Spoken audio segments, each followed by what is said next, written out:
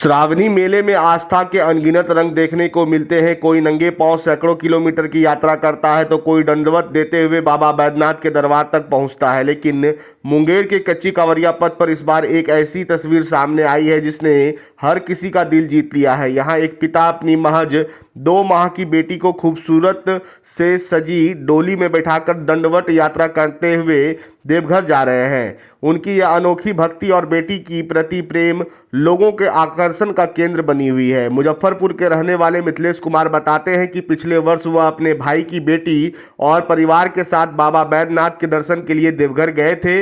यात्रा के दौरान उनके मन में एक इच्छा थी कि उनके घर भी एक बेटी का जन्म हो। उन्होंने भोलेनाथ से मन ही मन प्रार्थना की थी, यदि उन्हें पुत्री का आशीर्वाद मिलेगा तो वह अगली बार दंडवत यात्रा करते हुए अपनी बेटी को साथ लेकर बाबा के दरबार पहुंचेंगे। भोलेनाथ ने उनकी मनोकामना पूरी की और वर्ष 2026 में उनके घर एक बेटी का जन्म हुआ।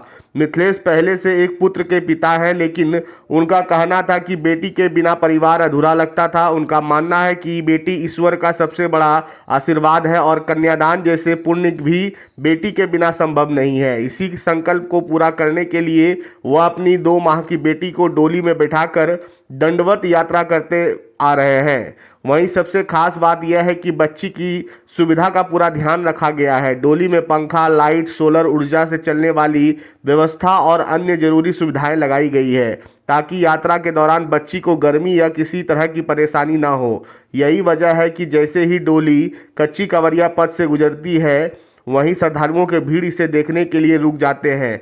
एक ओर जहां आज भी समाज के कुछ हिस्सों में बेटी को बोझ समझा जाता है, वहीं मिथिलेश कुमार की यह यात्रा समाज को एक सकारात्मक संदेश दे रही है। बता दें कि बेटियां सम्मान, सौभाग्य और परिवार की खुशियों का आधार होती है। उनकी यह अनोखी कांवड़ यात्रा न केवल आस्था का प्रतीक है बल्कि बेटी बचाओ बेटी पढ़ाओ जैसे संदेश को भी मजबूती देती है। श्रावणी मेले में हर साल लाखों श्रद्धालु अपनी अपनी मनोकामनाओं के साथ बाबा बैद्यनाथ के दरबार पहुंचते हैं, लेकिन मुजफ्फरपुर के मिथिलेश कुमार की यह दंडवत यात्रा आस्था के साथ साथ बेटी के सम्मान का एक ऐसा संदेश दे रही है जो हर किसी के दिल को छू रहा है। तो बोले थे कि बेटी होना चाहिए, कि सब बेटा है एक बेटी हो जाए। भाई की बेटी था, मेरा बेटी नहीं था। तो बाबा बेटी होना चाहिए, सब बोले चलो बेटा हो। लेकिन हम कहली ना बाबा ना बेटी दी से कन्यादान करे के मौका हमार न छूटे। बाकी बाबा हमारा हम सुन ले तो हम बाबा के दम दिल खोल के हम जा रहे हैं। हम बोले थे कि बाबा डन कह के और डोली में बेटी को बैठा के ले जाएंगे। हाँ, अभी भतीजी के परसल लाए थे तो वह बाबा के कहे कि मैं सब भाई के है बेटी, मेरा बेटी नहीं है। तो बाबा एकदम साल भर के अंदर सुन लिए, पर वही रास्ता से गए थे। ये डोली था, बाकी छोटा था, इनकी पूरा सजा दिए। डोली में क्या क्या लगाए हैं? पंखा है, सोलर लाइट है, बैटरी है, चकवा है, सब चक्का 10 किने है।